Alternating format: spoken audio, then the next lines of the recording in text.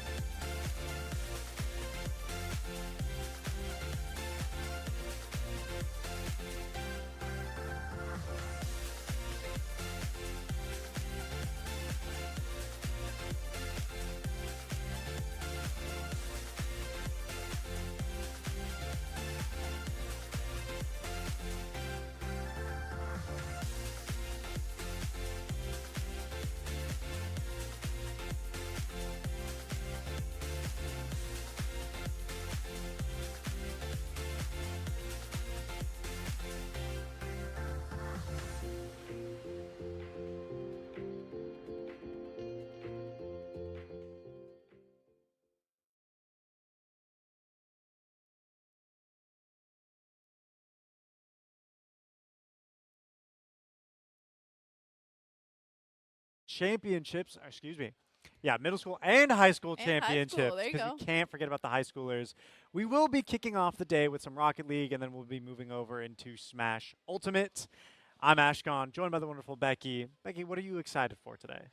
I mean, I feel like I'm always just so delighted to watch both of these games. There's just like a level of whimsy to both of them. Like it's cars playing soccer, and then it's a bunch of characters from a bunch of different games duking it out. And it kind of doesn't get much better than that. I feel similarly. I'm like loving watching people play Mario Kart in the back.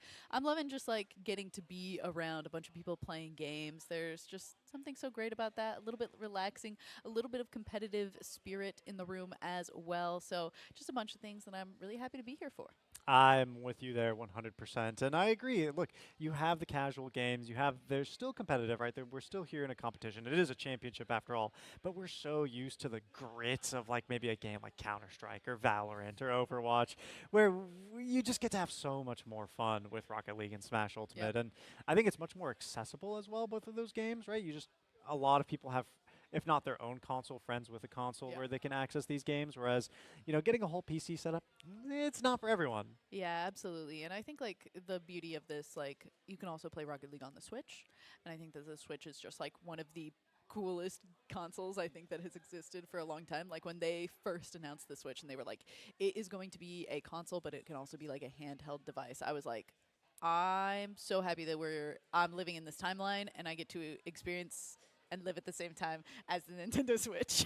And you actually got to make it to the Switch 2, which is going to be coming out next week. So if you guys will be there lining up at Best Buys and Targets around the U.S., you may see me there because I want my shot at the Switch 2 also. I can't lie. The newest Pokemon games are looking pretty They're spicy. looking so good. I mean, I'm a Pokemon lover. It's kind of like my intro to gaming as a kid and growing up, and so it's hard for me to not like. I was telling you, the reason that I originally bought a Switch was just to play the new Pokemon games, and so very excited to see those come out as well. And yeah, Absolutely. excited for Switch 2. Yeah. Now, shifting over to this match of Rocket League, as it looks like the players are preparing just to get into that match soon. We have two pretty solid teams. This is an invitational, and this is from Compton Unified. Yep. So shout out to them. They've been extreme trailblazers when it comes to esports at the high school level. We've had the privilege of working with them for a couple years now, Becky, and I think that they've been great partners. They've brought great student athletes, and they've had great players year after year after year.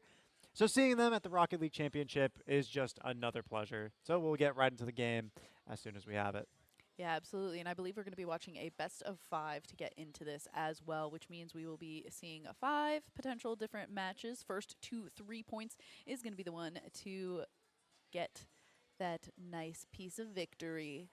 Yeah, they're going to be taking home a trophy as well, if I'm not mistaken. And Ooh. there are some prizes involved. Trying to look I around, think see if I can see it. we were talking about Nintendo Switches earlier, and I think I spy something of the sort around the corner of my eye. But that we'll leave that for later. It's Bunch versus Roosevelt as we move into this best of Roosevelt. 5. Roosevelt? Roosevelt. Perhaps it's They my might both be right. pronunciation. Hard to say, but going straight into the kickoff here. And Danny's going to start off kind of blazing this nice little blood orange? Reddish I think orange? it's just orange. All right. Cool. Okay, I thought it was orange too, and then I was like, maybe it's red. But it is going to be TXC after that kickoff that's going to be the one to get through first and score a point for a bunch here. Like that we're getting to see a little bit of that default chat up in the corner too. Calculated. Yeah, absolutely. I also noticed that their goal music was Humble by Kendrick Lamar, and I just got to compliment the Ooh, okay, taste. okay. A good pick, a good pick. Love some good K Dot. Ooh, all right. Nice little bit of wall action there. Trying to make sure that we keep that ball nice and high. Keep out of the hands of those players who are sticking it to the ground. Good denial to come through there as well. And just a lot of movement over towards this blue side goal here. Trying to push that back as well, but the heat is still coming. Caesars trying to get working through with those teammates and keep this pressure on. There's Danny on the corner. They got a half a tank of boost. Moving forward to intercept, and Joe whiffs on the catch. Now moving over towards the blue side, and Bunch is playing the defense here. Jaden tries to go for it, does not land it. Danny now with the reverse defense. Go for the double tap, flip things over. Off the corner, doesn't go quite in. Ooh. It's a great save by Caesar. Once again, now Roosevelt on the attack and immediately respond. Yeah, this is a very kind of back and forth. After that first shot came through, I was kind of thinking this would maybe be a little bit of a sporadic, quick back and forth kind of match, but instead, we're now kind of at a little bit of a lull. All three players from the side of Roosevelt making sure that they are there to get this assist and keep that ball away from their goal.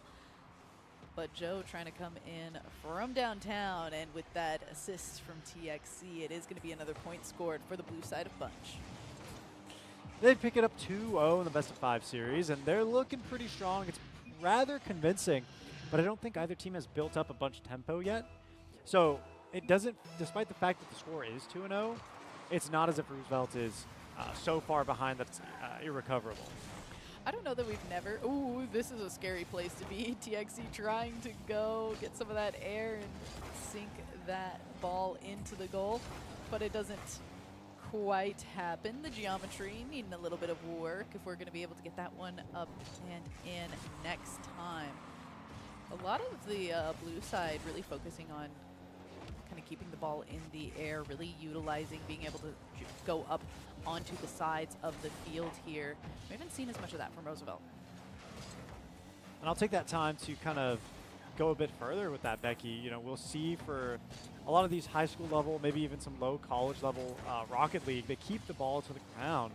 But as we get higher and higher on the skill tree, when we talk about, you know, Supersonic Legend players or professionals, they get extremely skillful with maneuvering that ball through the air as well. So I feel like it becomes a matter of verticality. And so the sooner we see some of these players manipulate the ball from on the Z-axis, you know, I think we'll see a lot of progress. And we see that here too. There's a lot more plays happening as they allow the ball to float down from these high points across the map. Yeah, I was going to say, you kind of set it up, high skill, higher ball. The ball height correlates to the amount of skill. You know, this could be plotted on an XY graph. Yep. Stay in school, kids. Make sure to follow your math teachers. Absolutely. TXC is going to come in and get a little bit of a steal there. A nice takeaway, but unfortunately in trying to get that ball back up into the air, it does get taken back down to the ground by a member of that Roosevelt squad. This shot is not going to quite make it, hit that top post, and go back to that center field. Off of the corner, boost pad is already taken up. Toxic needs to find something to work with. Caesar charges up here, but gets into position, is waiting for a pass from a teammate, but it's a bit of a difficult scuffle out in that corner. Ball still hasn't exited. By the time it does, all the players were gathered into the corner for it, opened up the entire field, and it feels like we're just dealing with a constant slugfest, Becky. Yeah, I was going to say, that was a nice little moment of control, but I don't think it actually ended up going. The ball didn't end up going where TXC was maybe anticipating it was exactly going to.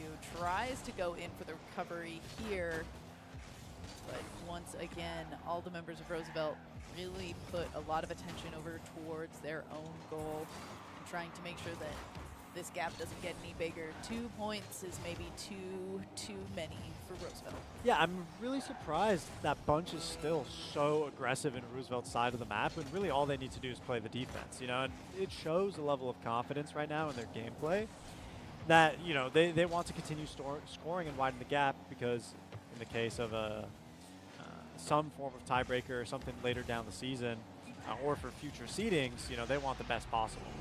And so they get it. Wow, I was gonna say that is a great one to check the replay on, because I was honestly watching that and I thought that it was gonna go ahead and hit that post from the angle that we were watching it at, but being able to see it from the POV of the player who got that score, it certainly looked like it was just a nice kind of threading the needle moment.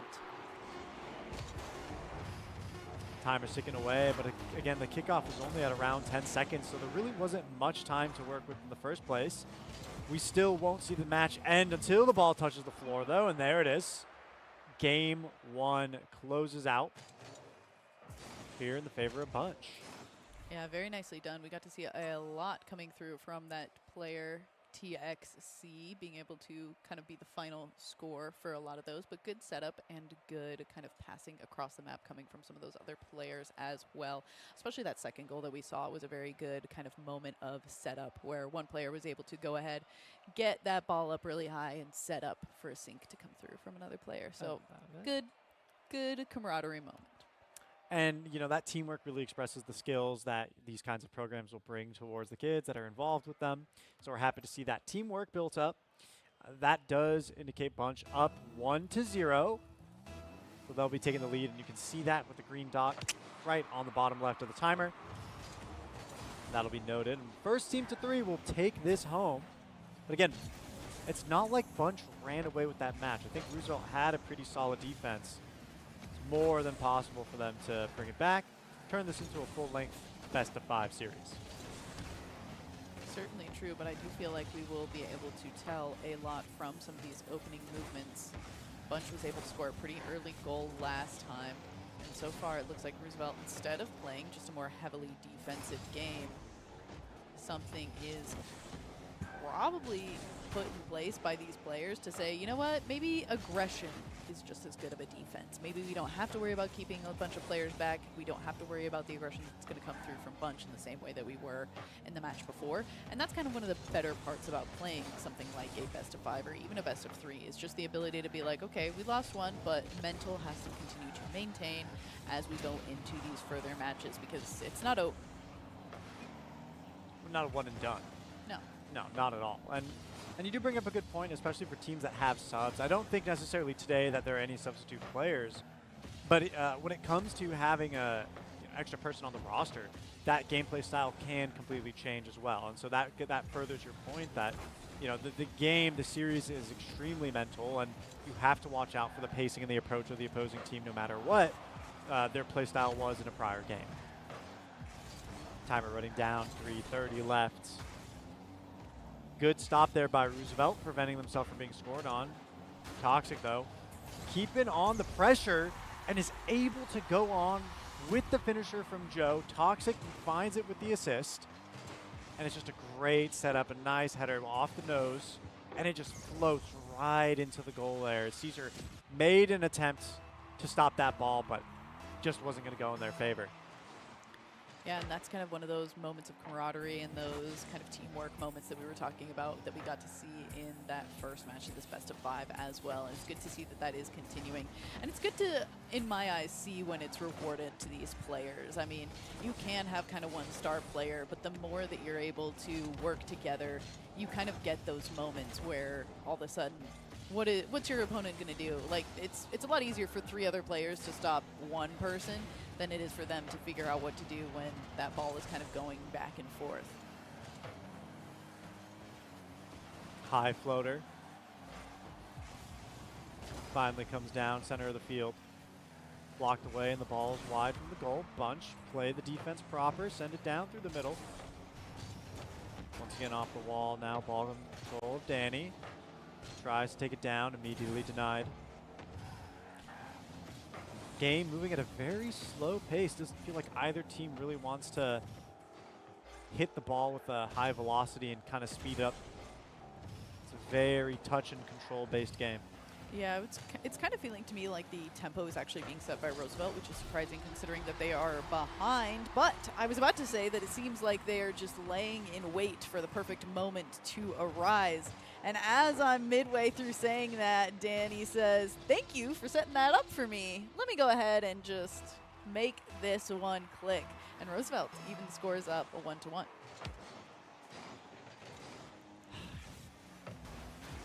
I got to point out that the next goal music was Hope by NF. So we got a lot of hip hop and rap enjoyers amongst the players. Ball off the corner. Danny tries to go for the touch, and Toxic just denies it outright there.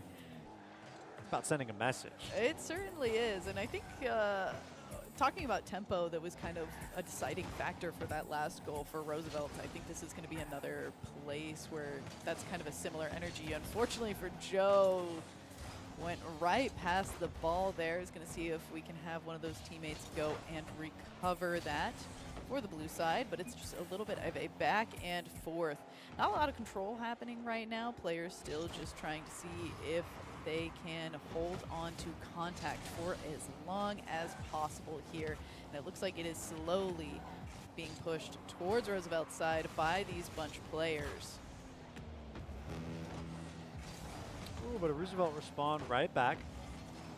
Push it out towards Bunch. Now it's wide in the corner. But it is just following the perimeter of the map. Doesn't go in. Shot not made. Toxic is moving directly onto it. This is a great direct line, but a save by Danny prevents this first attempt.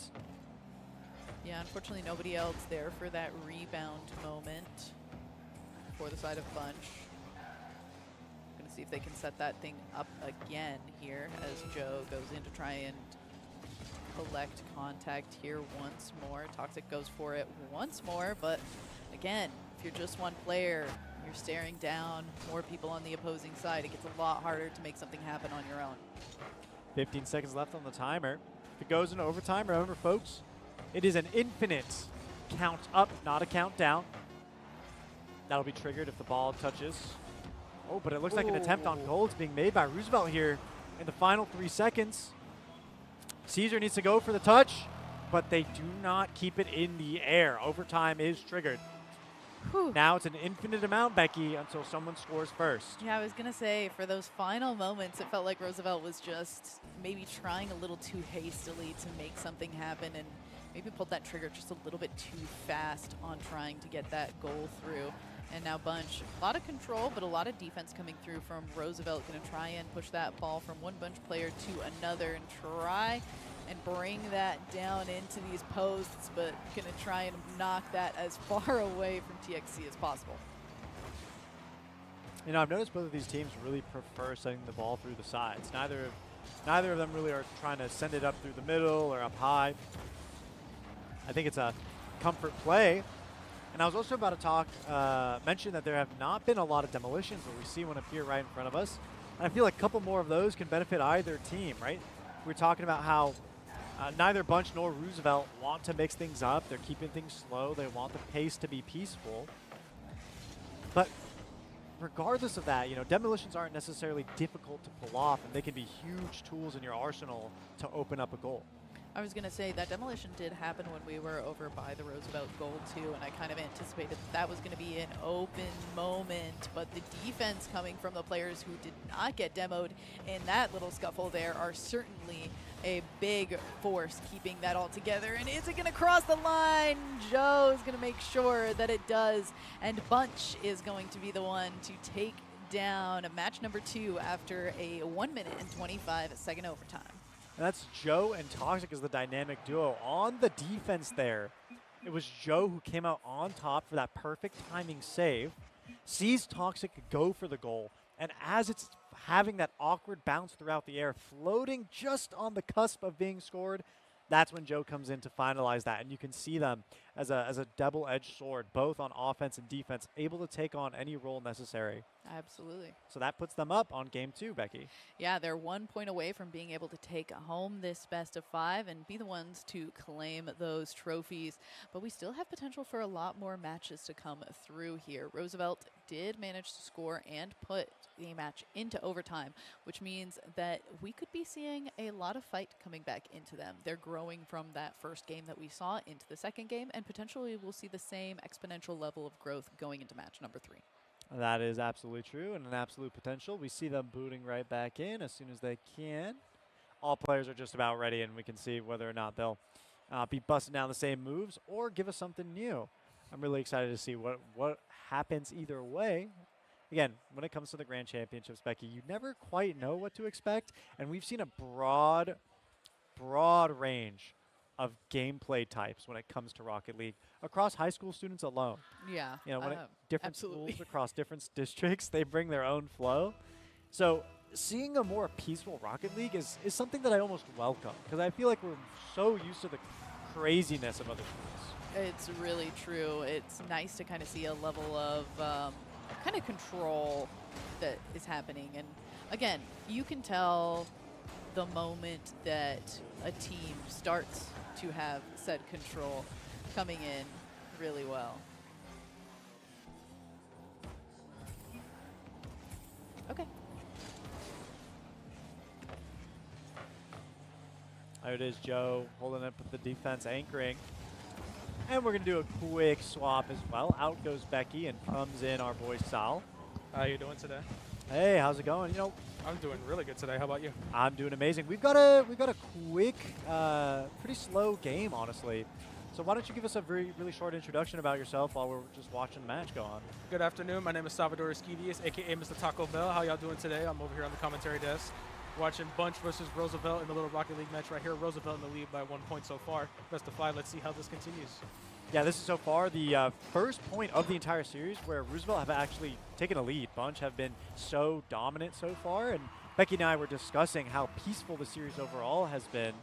Maybe we'll see if they continue that habit is what I was talking about. And Sal, would you prefer Mr. Taco Bell as we continue the cast? That was a little bit of an old username given to me by some friends. Nah, Orochi, I've been using that for a good while. You can just call me Sal if you want. All right, that works. Keeps it nice, clean, and quick as we move forward to the Rocket League cast. Yep. You know, I do have a little bit of bias towards Bunch, seeing as I did go there as a middle school. So my heart goes out to the Bulldogs out there. Go Bulldogs, you got it. Hey, well, they are doing you proud, I must say. It is 0-2, though, for Roosevelt. They're picking up something new. No, yeah, Roosevelt seems to be picking up the pieces so far. That Bunch is absolutely scattered all over the place earlier. You said Bunch had a pretty dominant start earlier, no? Yeah, absolutely. I mean, they're up 2-0 on this series right now. So it is crazy to see Roosevelt coming in so strong, 0-2. Oh, Caesar just got his car totaled. Might need AAA insurance on that one. Absolutely, indeed. Moving down the line. First time from center field, this ball's been moving. Oftentimes, both of these teams have preferred the side lanes. Really trying to keep that pressure up. You really got to admit that. Oftentimes, offense equals defense, or maybe you just spec out onto one side. You see, they're really trying their best to have those big moments where the ball shifts from the opposite side of the field. Really trying to get it into the team's goal. Yeah, shifting perpendicular across the field to create a moment. There it is, straight shot. There was an idea right there. He Hail Married it from the other side. Absolutely, I have an idea with a straight shot. And that's what happens when you don't leave an anchor in the back, right? Absolutely. That's punishment. Absolutely. Always got to have that designated goalie in the back right there. And I think that's what's great about Rocket League is you don't have to whoa! Straight 2-2. Og straight in, meaning all business. No guard, nothing but gas in there. Roosevelt, I mean, they worked so hard to bring up that 2-0 lead, and all of a sudden Bunch closes it within the span of 30 seconds. That's got to feel rough. Oof. I mean, they dominated earlier. It's possible that they could probably do it again. I mean, Roosevelt over here looks like they're really trying their best to lock in right now, but who knows? Bunch could just be creeping up right behind. Remember, that monkey is always stalking. Ooh, right over the head of Jaden, and again, no one in the back. No one in the back, just leaving the goal unguarded. That is very, very rough right there. And before we had that crazy second goal there by Bunch, I was talking about how there's so much freedom in Rocket League. You don't have to necessarily have a goalie. There is no one assigned. You're not stuck in the goalie box when you're playing flying car soccer. You are essentially your own player. I mean, the only limitations are your imagination and just how much your suspension can give out. Exactly. And even so, though, it just further shows how important that goalie role is. And even with one, you can still be scored on. That's Jaden coming in hot against Bunch, tying things up 3-3. Things truly have heated up. Oh, he's got them quick tires, able to get it past that little defense right there. All right. And so far, it's 3-3. Bunch may be in the lead, but currently this round they are tied. And this is a bloodbath of a game because neither of the games we've played so far had anything remotely close to this amount of points scored. So 6 total points shows that these teams have really revved up the engines and kept things warm. Now they're ready to play all out. And this, again, this is only a little over halfway into the match. It's always 5-minute timer. 2 minutes about left on the clock. Keeping it fast and furious, I see. All right. Oh! Oh! That almost with a Hail Mary from the other side, but our little goalie here, Caesar, nudged it a little bit to the side. They see both teams have their own goalies right here. You can see they're really trying to make sure that defense is up and ready, except for earlier when I guess they were just not ready for that shot. Caesar coming around the corner, played a great defense. All right, Danny with the score for Roosevelt, putting them up above Bunch this round so far. Roosevelt is in the lead. And I want to point out like that two-man play there. Caesar driving across the wall, dribbling, getting it right into position, and they know that they can't land the final score, so it's Danny who helps out. Best kind of teammates you can always have are those around and also those who just know what to do. Hey, and that's a life lesson right there. Absolutely. Games like these, there's no such thing as a lone wolf role. Never has been, never will be.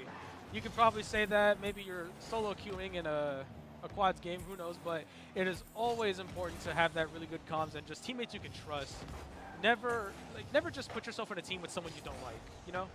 I always say that good teamwork, good comms equals good outcomes.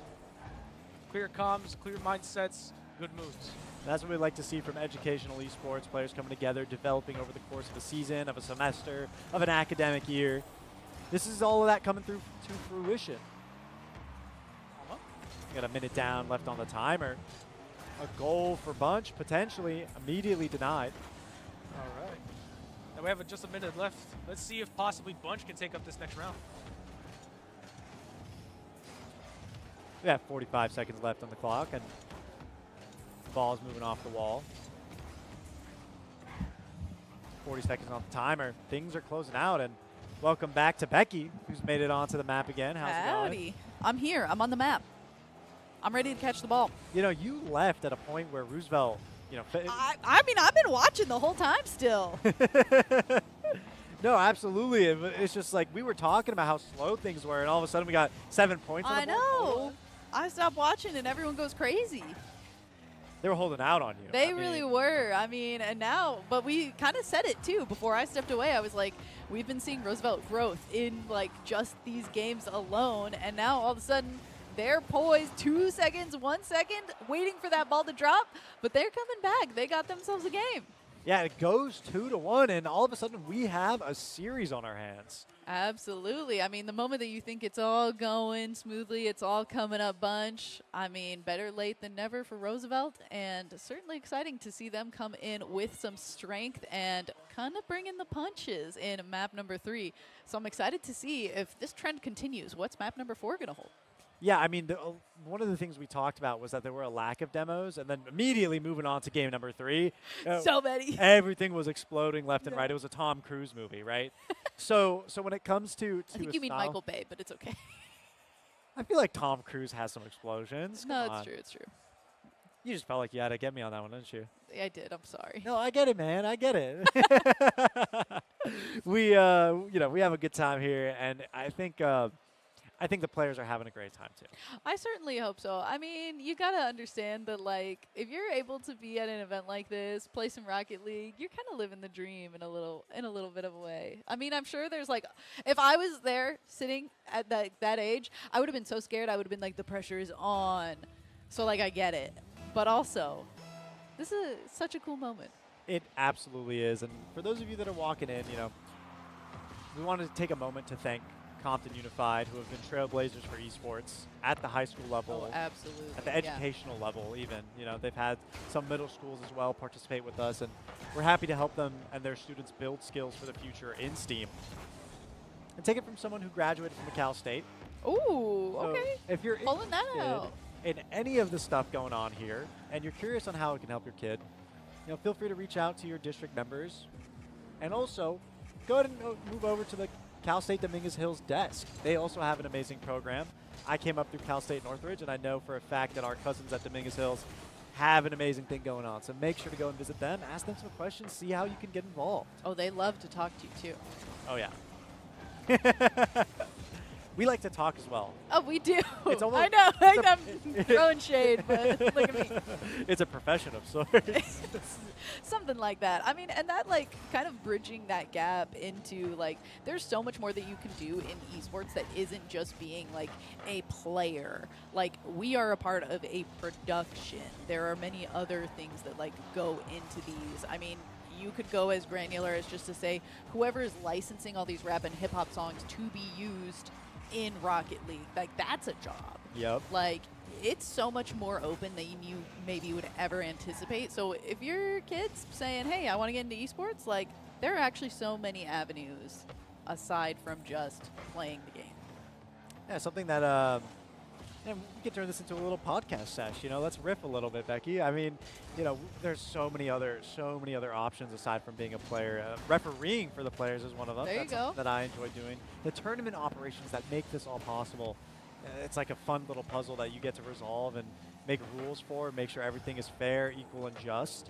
And Becky, you yourself, I believe, are a designer. I sure am. My degree is illustration and design, and so I currently work not for a video game company, but a board game company, and do a lot of that sort of thing. So we both, have a lot of experience even on kind of these tertiary sides of esports. Yeah, we're adjacent. We're there. Ooh, We're in the middle of the action. from downtown. All the way across the map, soaring, flying into the goal. Roosevelt, I mean, hey, we're almost halfway through this match. They're the only ones to score a goal. This is a much less kind of aggression-heavy game than we were seeing in the match before this. But they're the ones holding on to that control. They're taking control of that tempo here in this match. Reverse sweep incoming. Oh, there could be potential, but knock on wood, because you might have hit the caster's curse. That was a plastic table that I just knocked on, but the intention was there, right? We want And that's really what matters. exactly. Like I said, I'm a referee. We need a fair, equal, and just game, so we can't curse it. Absolutely. Narrow miss there, but TXC is going to try and keep control and follow up. Joe comes in for an assist.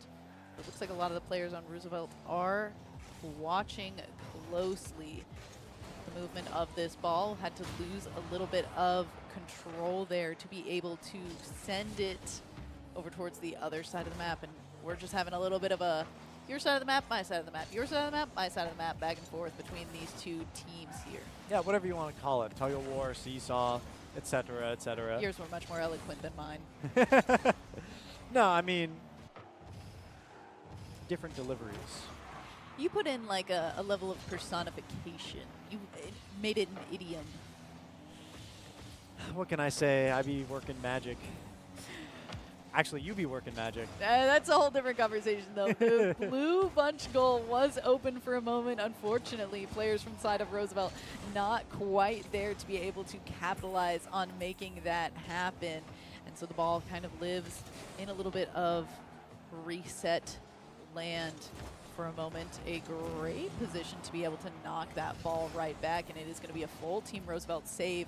And you kind of mentioned this when we were, I think, in the first match. You were like, it's weird that we're seeing Bunch be so aggressive when the only thing that they need to do when they're up points is play defensive. And I think Roosevelt took that to heart, because all of a sudden we're kind of seeing them do this kind of gameplay that is close to what you mentioned, where they don't need to be aggressive. They have the point. If nothing else happens in this game, they're going to win it. And so at this point, they're just saying, you know what? We will dedicate all of our resources to being defensive. And so far, it's working.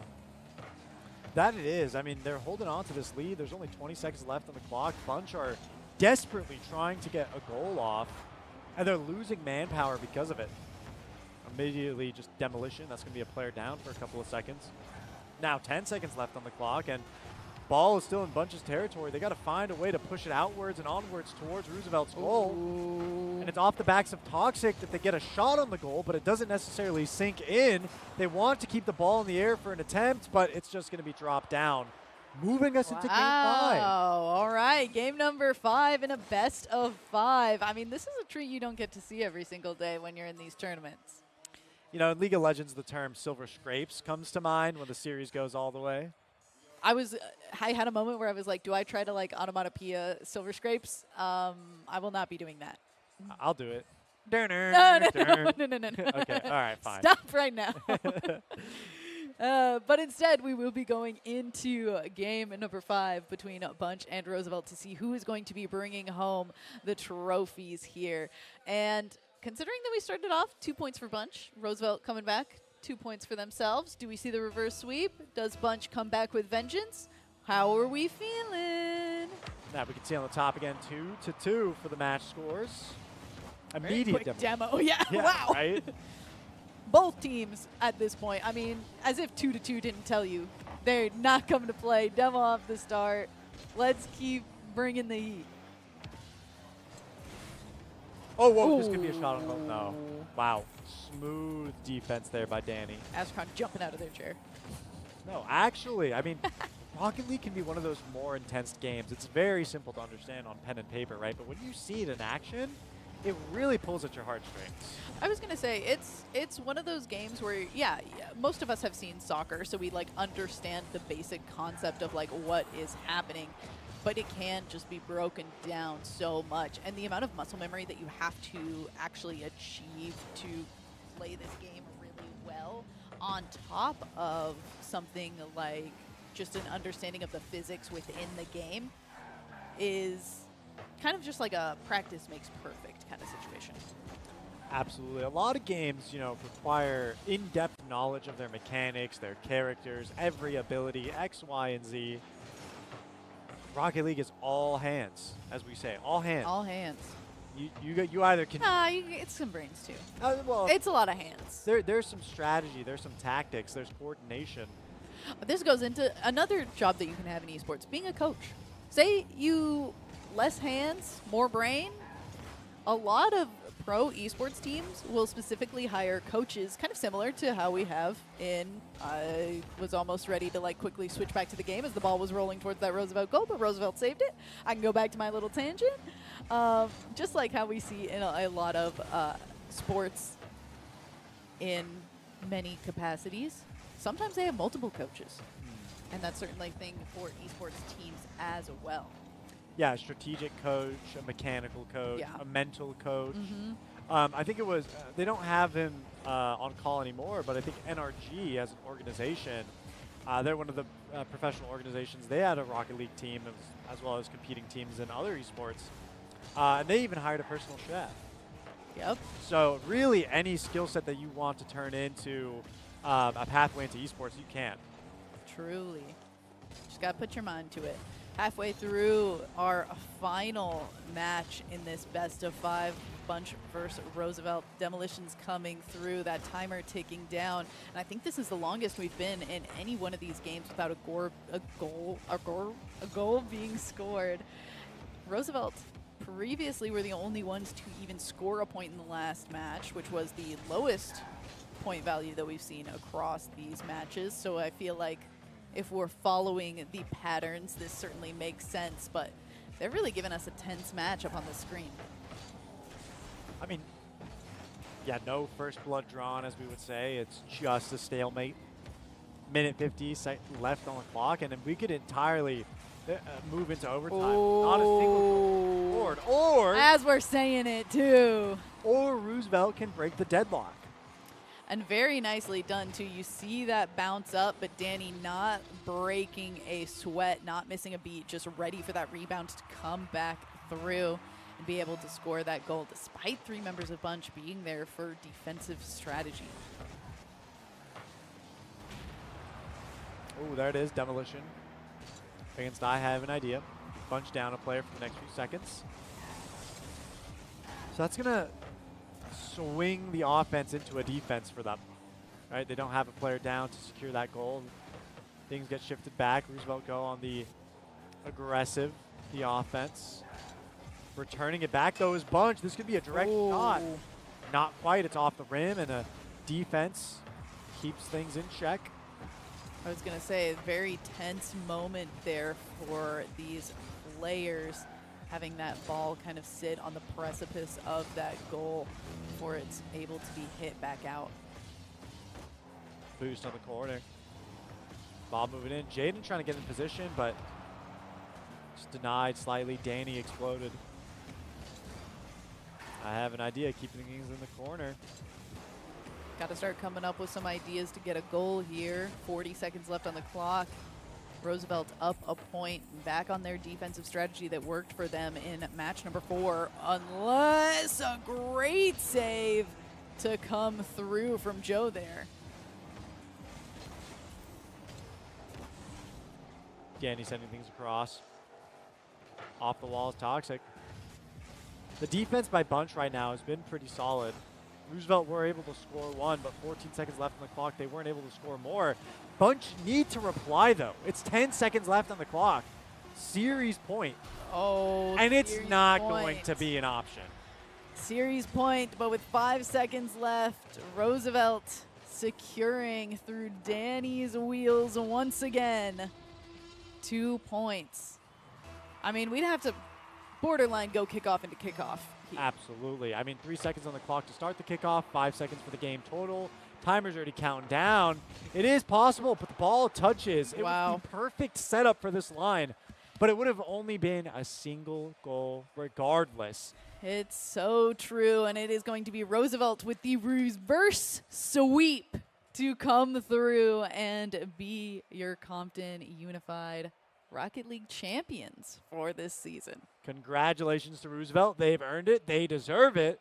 We'll celebrate with them for a little bit on site here as we present them their trophies and pass the mic over, I believe, to Mr. Alan Zach. But for us here, the casters, we're going to be back after a short break. Stay tuned, though, because we have Smash Ultimate on the way.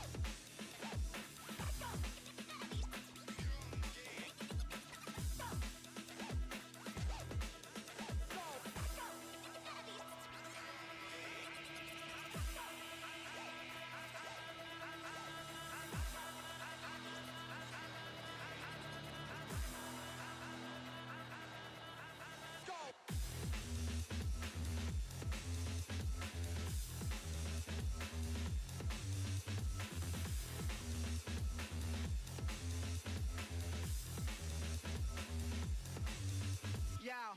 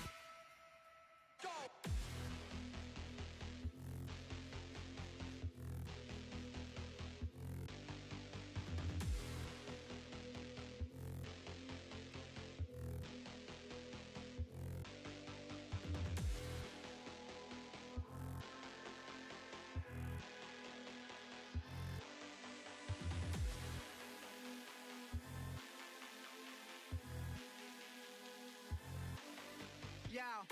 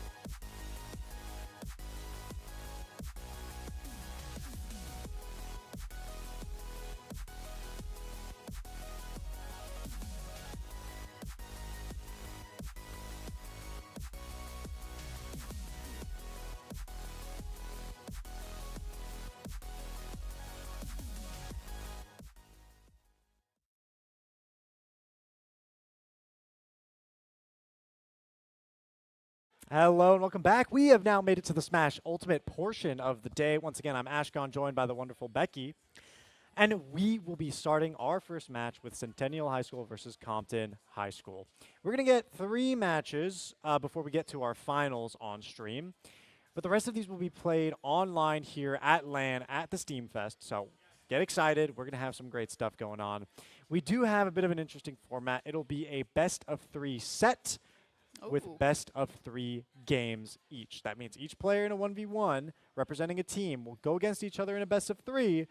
Then after the result of that match, we're going to swap players, and they're going to All right. flip-flop until the series ends. All right, sounds good. I mean, you might have to explain that a few more times as people kind of trickle in and hang out with us, and also to me a few more times, but that's okay. I mean, I'm here for the action. I'm here for the moment. So as long as you're here to fill in the gaps of like how this all is working, I mean, Ashcon is literally here, also working with the players. So if anyone knows what they're talking about, it's going to be Ashcon. No, I'm lying To me, to everyone. you No. better not be, because we are about to get down into this match. Our players are ready to fight. So it is all truth, it is all moment, and it is all Smash Ultimate. It's a lot of Smash Ultimate. I'm hearing a lot of Smash Ultimate. I'm here. You're so right. You're so right. A whole lot. And we are starting off fast here for these players. You are going to be seeing those percentages go higher, and you are going to be seeing these 2 characters duke it out. So this is Terry and Steve. Both of these are DLC characters coming from their own franchises. Little less known is Terry's game Fatal Fury. That's a bit of an old school throwback for those of you a bit older in age, you know. But everyone knows Minecraft. Everyone knows Minecraft. This is, I think, also one of the different colors for Steve that does make him look a little more like a creeper, but it's still a fun time. And this is one of the characters that is highly regarded as broken. He is broken. He is broken. That's not a creeper, though. That's a zombie. Oh, sorry, my bad. Outing myself. I'm actually a very big survival gamer, You're a big survival gamer? just not Minecraft. Ah, I see. Understood. But yeah, so you were correct. Steve is considered overpowered, broken, even banned from a lot of tournaments. Absolutely, yeah. He is a top-tier character for sure, but Terry is making quick work of it, making him look good, making him look easy. That being said, Angel here, piloting to Steve, is a bit ahead. Yeah, so far anyway, just being able to take a peek down at those percentages. Those percentages start to get redder and redder. The ability to be knocked off of the map and hit that little bit of an explosion is going to increase tremendously. So that's what you're going to be watching for as the game continues. Should you not understand the exact abilities that are happening, just take a look at those percentages. They will tell plenty of a tale on their own. Now, I want to take this time to discuss the different archetypes that these 2 characters fill. You can kind of see Terry is just getting in the face of Steve, a brawler, hand-to-hand combat, a representative of the Fatal Fury franchise for sure. Steve, though, a lot of setups, right? Whether it's placing blocks, setting up TNT, stalling out, mining. They're all about getting themselves ahead over and over and over again, and that's how they build up to a victory, which we see here. Yep, indeed. A lot of that setup actually going very well for Angel there. And so we will be going into match number 2 with Compton High School taking the first in this best of 3 situation. Ooh. I love how All right. Enderman has his own like voice I line. was going to say, yeah. Enderman. They really were just like, we're throwing all that we can into these Minecraft characters. And I know that it bothers plenty of people, again, simply because they kind of fill a role and have a position in the metagame that is just like so different from all the other characters, mostly. And it can be so frustrating because Steve kind of has this aspect to him where you feel like you're losing control of your character a lot of the time, right? With the blockages of the physical blocks, but specifically that minecart move, which we've seen Angel throw out a couple times already, it kind of acts as a grab almost, where once you're riding in it, you're off. Yep. You're done for. As we literally got to see right there, the Kazuya player will be knocked off the map. Going to be able to do quite a bit of damage here, but when you are still a stock down, fewer lives left to work with as we continue this match, it's going to be a little bit more difficult as time goes on. Good recovery, avoid the blast of the Ooh. TNT, and And the anvil, yeah. I saw that anvil, like, but I mean, I guess that's one of those things. If I'm sitting here like, oh, the anvil's coming, you got to know that the player knows that it's coming too, and Sal's able to nicely avoid that. Yeah, Smash is so much more of a dynamic game compared to Rocket League, which is saying a lot because Rocket League is an extremely dynamic game. All right, even on stocks here, but Sal for Centennial looking a little bit rough as far as those percentages look, and there's that good old minecart move, and that is going to be a knockout. One stock left for the Kazuya player here for the side of Centennial High School. Getting a little bit of damage off against Angel. I mean, Sal's doing a pretty good job right now holding the ground, but it's just so frustrating to play against Steve, and then that magma block placement as well. It's just such a powerful zoning tool. And your options are so limited as a melee character against Steve. Very true, and it is going to be that Steve that is going to bring Compton High School the first win of this tournament with those 2 matches there. Still looking very strong. Were you just only Final Destination? Do you know? Oh, they can play one. They have a pretty limited map pool, but it's not only Final Destination. Okay. All right, are we just going to see the same lock-in from players again? I mentioned only Final Destination. They're like, you're right, we will go somewhere. Yeah, so at this point in the match, because it was a 2-0, we now move into another set. So it's not Sal and Angel anymore. Now that first best of 3 is over, we're going to move on to different players. So it's going to be Tony instead of Sal here, and then I think Angel is going to swap over. We'll see who oh, are they still playing? Might just not have changed the name. That's all right. We will refer to them as their high school that they are representing. Yeah, Centennial. Playing Daisy, too. I mean, hey. Daisy. I feel like the first lock-in was Peach, yeah, before a little bit of a swap to this Daisy. And I feel like I'm much more used to seeing Peach than I am to seeing Daisy. Their kits are pretty similar, but an interesting last-moment choice. And then, of course, Kira for the other side. Quite another character that I think is regarded as one of the stronger in the meta right now. And so Compton High School showing that they are not shy to meta picks. Yeah, and the thing what's interesting with Pyra is that they come paired with Mithra as well. So you have this option of a speedy character versus a hard-hitting one, and they have very similar kits. There are some minute changes between their side specials and whatnot. But because they're easy enough to operate, despite them being a paired character, it's almost the same exact character. I was going to say, unlike people like Zelda and Sheik, where if you change between them, your kits are so different that it doesn't really feel like you're playing the same character. Well, actually, Zelda and Sheik are different characters now. Oh, my bad. Yeah, showing your age there, buddy. That hasn't been that way I sure am. since Smash on the Wii. Ooh, that is when I played the most. Brawl, yeah, that's fair. That's a good game. Brawl was not bad. And of course, GameCube. Oh, Melee? Yeah. Some regard Melee as the higher class. I was going to say, I think game. that's the one that is regarded as the best one. But, I mean, I kind of like that there's a lot of characters in Ultimate. I think, like, for a long time, Smash has kind of existed in this place of, like, oh, we have all these characters from all these different things. And I know a lot of people, especially when they did all these DLC characters, were like, why would they do this? And it's like, why not embrace it? And it seems like we're finally at the point where they have embraced it as the player for Centennial gets knocked out, and it is going to be now more of an even match. Both of those players with 2 lives remaining in those stocks that you can see below their character portraits. And percentages relatively even at this point as well. So Centennial, with that lead 1-0 on the grander scale, get to maintain their position. Compton, they're fighting back a little bit.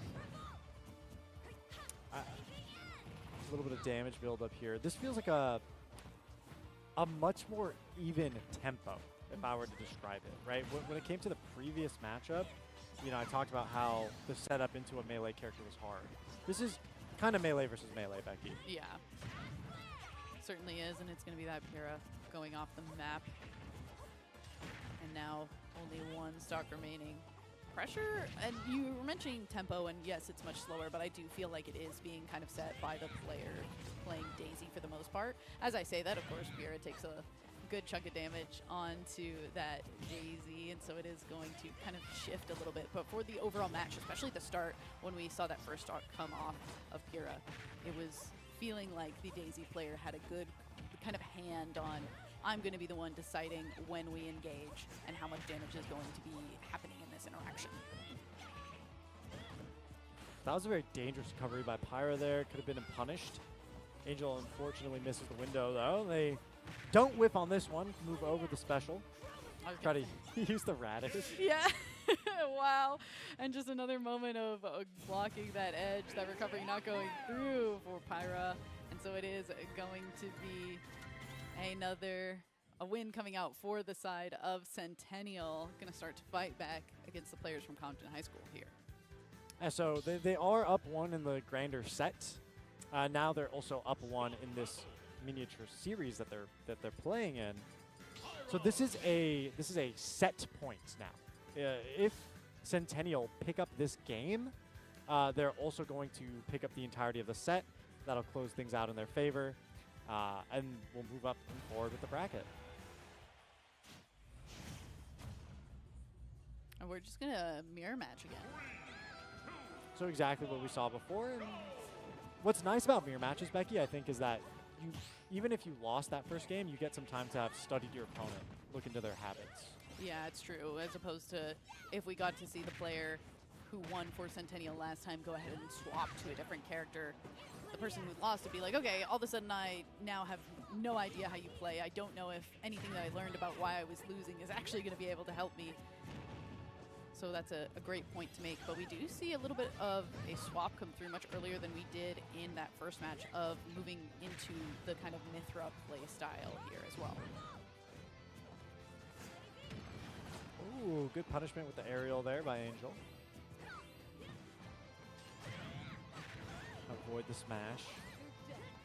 Toss the radish for a setup, but it's going to whiff. Doesn't knock Tony out of any abilities, and we move on per standard. Another radish, and Angel's really favoring throwing those around.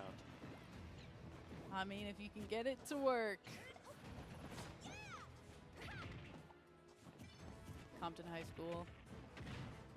Tony doing a nice job of trying to start off a lot of aggression, but unfortunately, it's just being answered very smoothly by Angel, and it's going to be just another moment over that edge and unable to get that recovery to come through.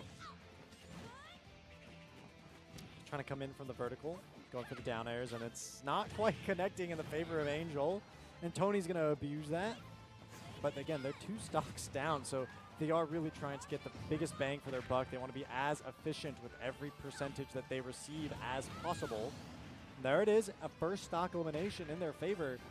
Compton High School are fighting back, but Centennial are in just such a strong position with this Daisy. Absolutely true, but a lot of damage.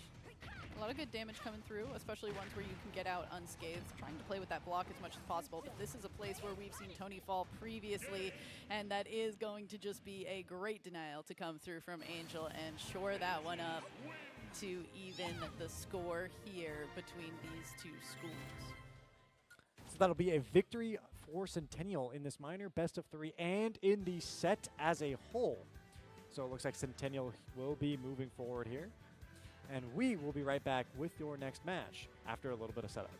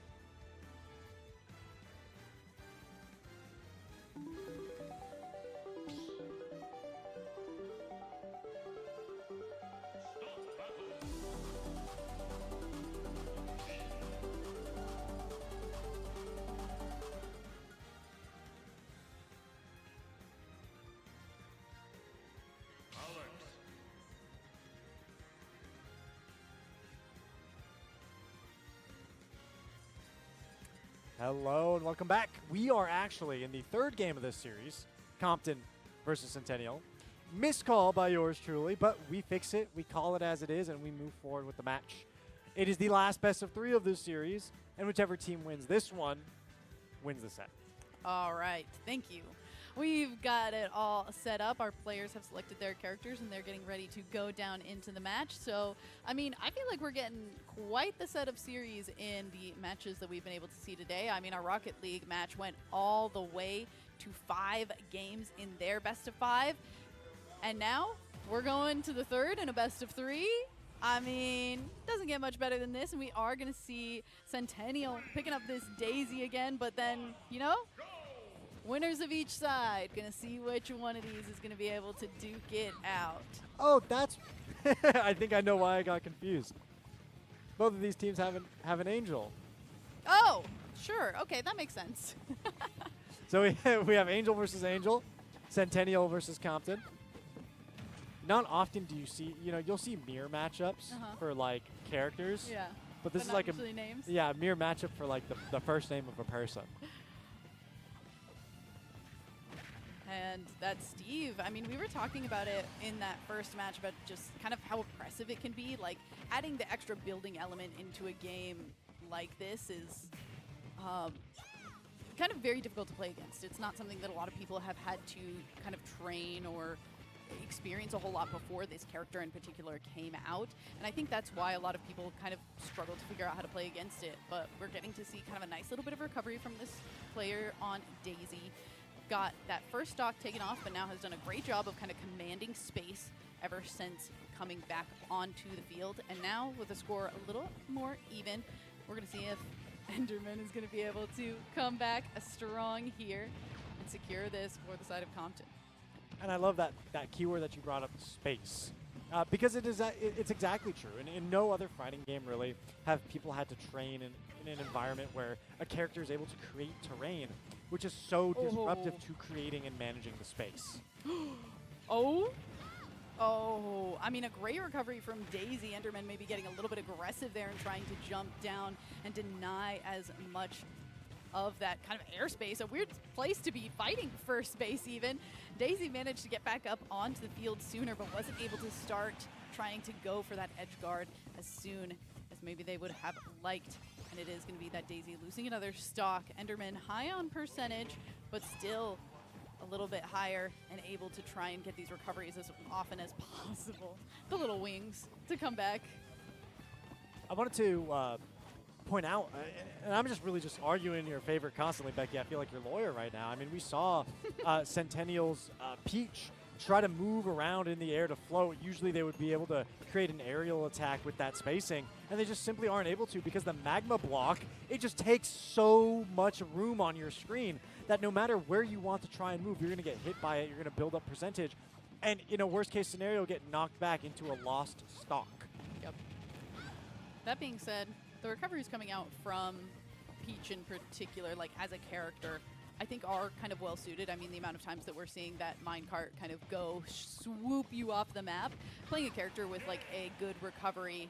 I mean, there's only so many times you can recover before your percentage is too high, and we see exactly what just happened. Enderman taking it home for the side of Compton. We will be watching potentially 2 more matches if we can see this repeat from Peach to come through. I mean, I'm going to refer to them as their characters. I feel like that's what I... You're right. Their names are the same. It seems... Yeah, who's going to win, Angel or Angel? Probably Angel. That's fair. I think that's a good bet.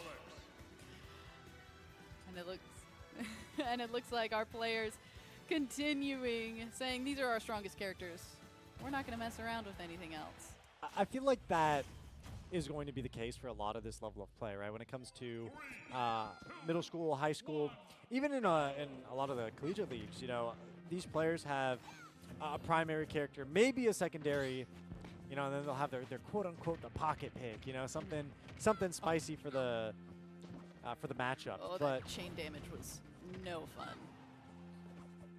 Oh, were they getting pickaxed? Yes. Yeah, that'll happen. You'll have that. Yeah, certainly not the thing that you want to deal with, and that was a lot of damage to come through for a while. Compton's player sitting at a very nice 0%. Nice change of tide here, though, and the aggression definitely pulled in favor for Centennial here. And a very even match to start things off. Recovery going to come through. Going to try and deny with some of these radishes as much as we can, but they're not as powerful as some other denial weapons from some other characters, but we're really just hoping that the recovery from this character and the bit of damage that we're able to get off is going to be able to kind of counter what Steve is bringing to the table as often as possible. Well, there we go, using the radish to create some space as well, right? You have limited ranged options, but again with the magma block. That magma block is no joke, and we got to see how much damage that pickaxe can do, but again, only so much you can do once that number starts to become red. 2 knockouts through, and feels sad to be so redundant, but a very even match between these two players here. Absolutely. I will say, I think Minecraft, I think Steve in general as a character has the power of Jack Black on their side now, the movie having been out. It's a very powerful ally. Yeah. The power of music and friendship, frankly. Chicken jockey. Did you go see it? I did go see it. I have not seen it. It is one of those movies that are horrible in an enjoyable way, you know? I like a fair set of movies that are like that, so Like Birdemic? I haven't seen that. Oh, it is terrible. Okay. I was thinking more along some other lines, but another stock coming through, getting just on the precipice of being taken down for this Daisy. The recovery did come through, trying to get that damage across to even this score and have both of these players just one hit away from flying off the map. And that minecart, the minecart giveth and the minecart taketh away. Yeah, Centennial's Angel is finding some okay timings there with the counter, and you'll see that Toad come out to spray acid. And it is working in some of these key scenarios, but it just feels like Steve is able to recover so quickly and then just find another setup, right? You're playing it with the character that, okay, if this approach of attack is not working, I'll swap to another one. If that one doesn't work, I'll swap to another one. There's at least at any point and in any situation 3 different ways that Steve can come at you where Daisy just feels a little bit more limited. That being said, though, you cannot count them out because those options are still all strong, limited as they may be. Yeah, there was kind of a pivotal moment that happened a bit ago where Steve had been knocked off the map, and the Daisy player missed the radish to kind of force them into expending a little bit more energy into getting back onto the field. Steve was able to get back up and put in quite a bit of damage that allows for a very safe hold on to this last stock and secure this series for the side of Compton High School. So that's Compton. Yes. 2-1. 2-1. 2-1. That means they move forward in the bracket? I think that does. I believe so. Yeah. I sound very confident in myself. You sure? I messed up do. one time. I'm not doing it again. Yep. Nope, I believe Steve so far undefeated. And you'll see that a lot, which is why generally we see him banned out as a character in a tournament environment. But then again, you know, we're here in the educational esports. We're here to enjoy ourselves and vibe. So expect to see a lot more of Steve later on down the bracket. Regardless, though, we'll be back with more Smash after a short break.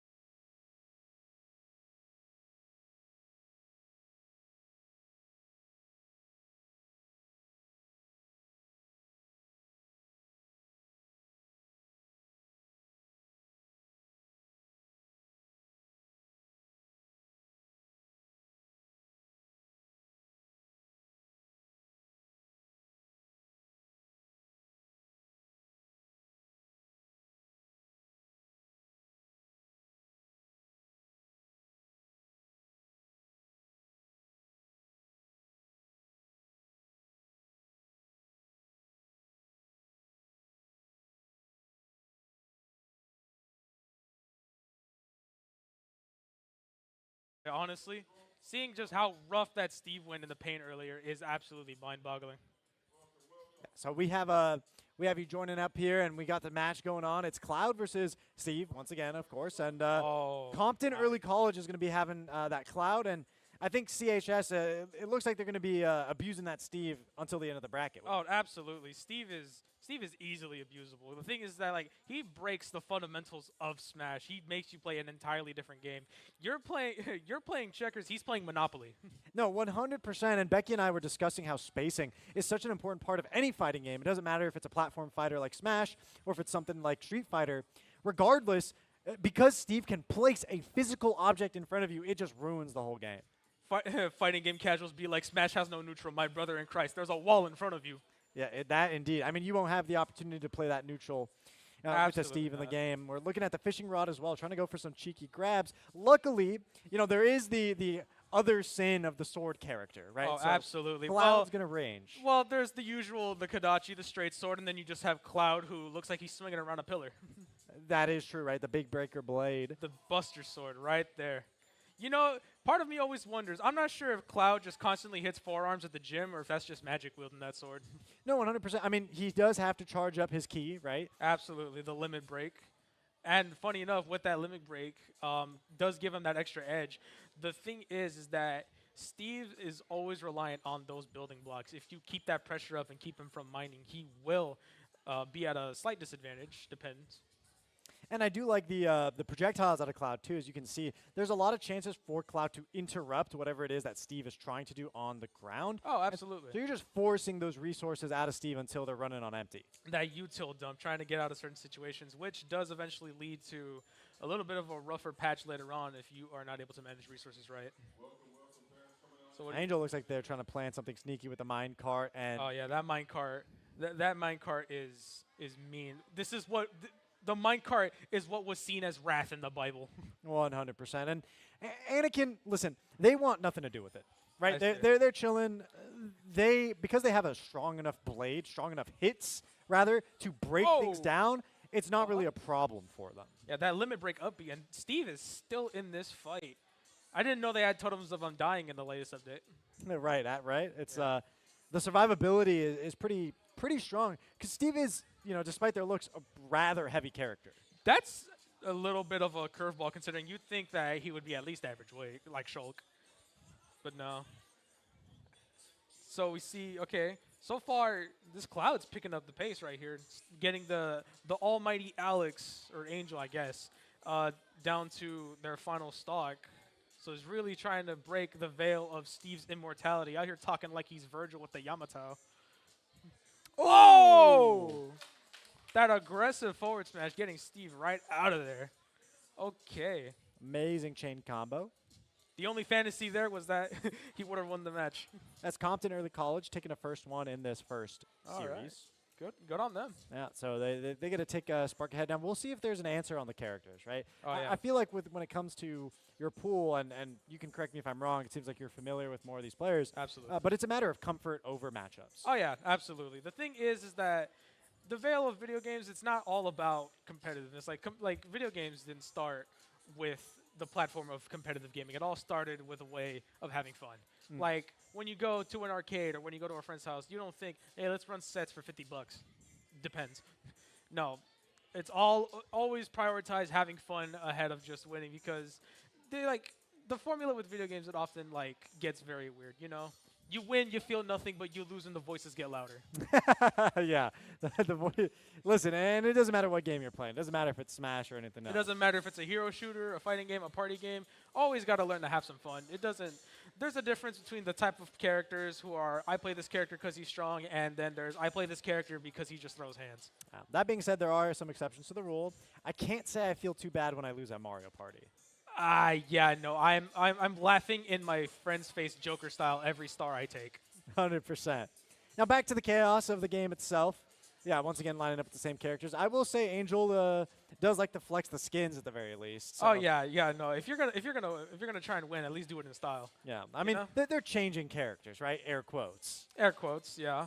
At least for Steve, Cloud, shifting from standard Final Fantasy to Advent Children, honestly, absolute swag, if that's even a word used today. I just love that look, honestly. Yeah, Cloud definitely has some stylish costumes, especially from throughout his franchise. Yeah, the all black coat. I mean, Enderman's just all black, but you know. I move into the It feels like a little bit more of an awkward neutral. The last game was certainly more dynamic, but Neutrals are very interesting when you have two characters that build up like utility. You know, with Steve with his blocks and materials, and then Cloud with his limit break. He also missed that little projectile at the beginning right there. oh, there it is, the magma block. The magma block is an absolute annoyance when you're fighting against it. Anyone who has good block placements, those magma blocks are absolutely atrocious. Yeah, that was something that Becky and I were also talking about when Angel was going against that Daisy. Yeah. Where it's just so difficult to traverse the air. Yeah, he's good at aerial movement. I fought him before. He's really good at aerial movement. But, you know, securing the airspace and then, you know, they're not that good on the ground really just solidifies the whole thing. They always say, conquer the skies and you conquer all.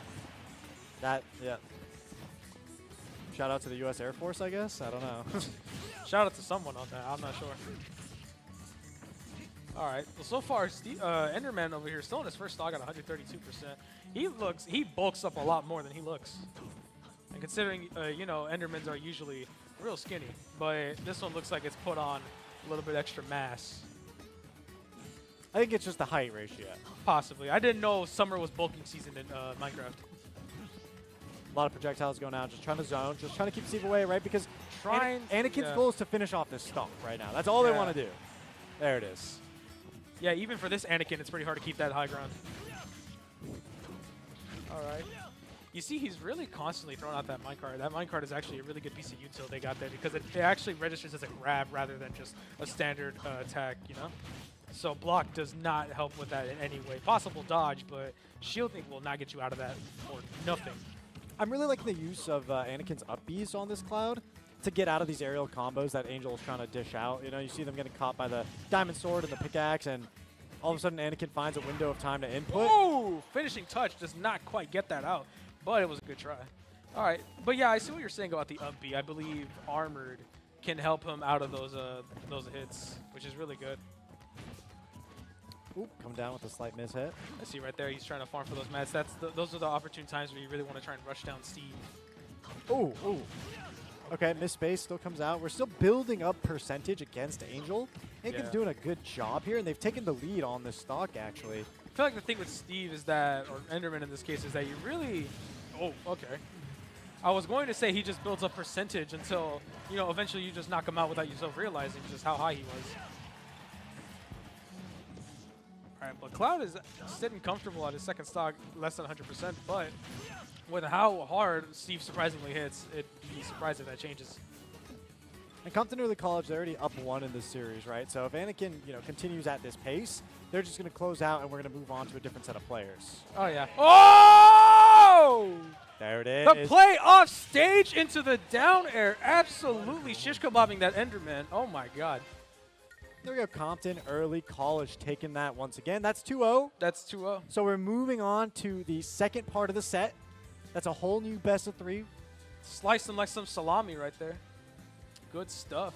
And we'll take a bit of players, bit of time to set up those players as well. So we'll cut to a short break, and we'll be right back. Can't really rush perfection on that one, though.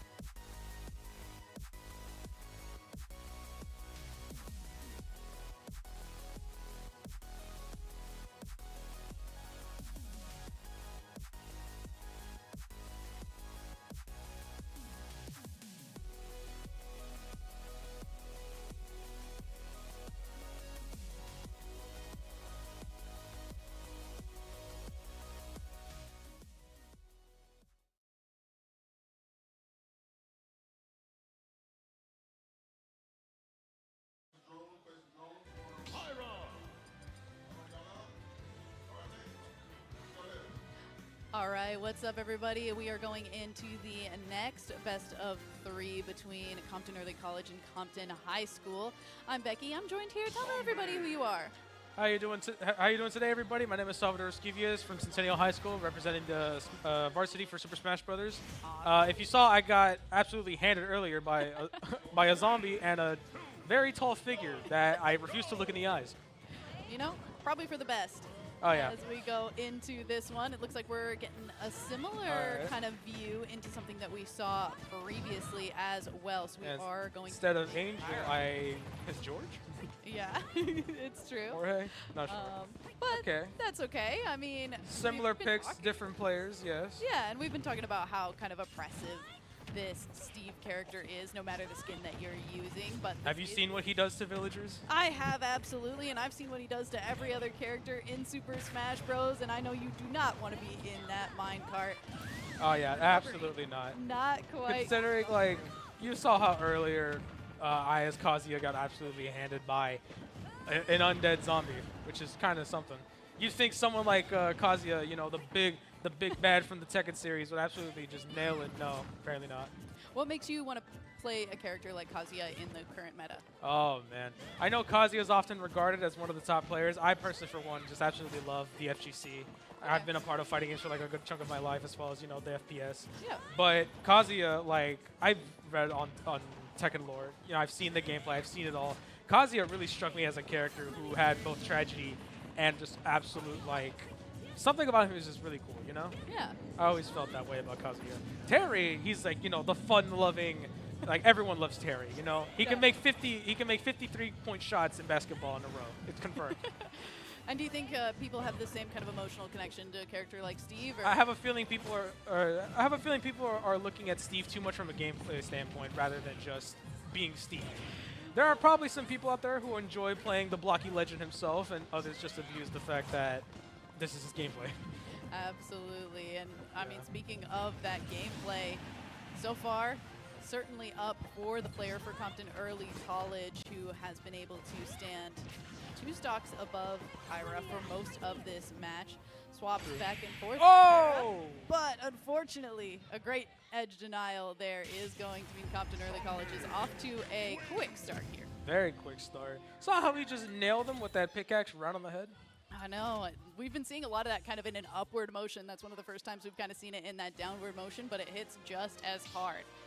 Probably hurts even harder because it's sending you right down. Nothing to stop you right there. Absolutely. Do you have a favorite map in Super Smash Bros? If I'm going gameplay-wise, Final Destination. Kazuya shines on flat stages. If I had to pick my top 3, my instant top 1 is going to be the King of Fighters Stadium. Oh. I've been a King of Fighters fan since my brother got me into it since I was even a kid. All started with King of Fighters 97, going up until now with King of Fighters 15, even to Fatal Fury, City of the Wolves. My 2 other favorites are Mementos and the Mishima Dojo. Oh, all good ones. Good picks. I keep thinking maybe if we're sitting here hovering on this screen, we'll pick new characters, but I mean, comfort picks, strength picks. Well, I mean, you always got to stick with what your gut says is best, or maybe just stick to your best, you know? Sometimes you switch it up, but then again, it is rough for some people to be like flexible players, you know? Adjusting to multiple play styles. I mean, it's interesting. I mean, since Steve has come out, like, he is a pretty new character, and so a lot of people who, even though, like, we're kind of throwing it around like, oh, people are abusing just that it's a really oppressive kind of play style, it is new. A lot of people have had to learn how to play that character in, like, a quote-unquote short amount of time. Yeah. But even still, there's something to be said for a character that has only existed for a short amount of time having such a strong presence. Yeah, no one exactly expected Steve to be... no one expected Steve to have this much of an impact on Smash as he did. I mean, alongside with just the fact that Microsoft collabing with Smash and adding, of all people, into a game like this, Steve, he made his biggest impact more so, I'd say, with gameplay than he did on just appearance. Like, kind of like Byleth, like, not many people really expected Byleth.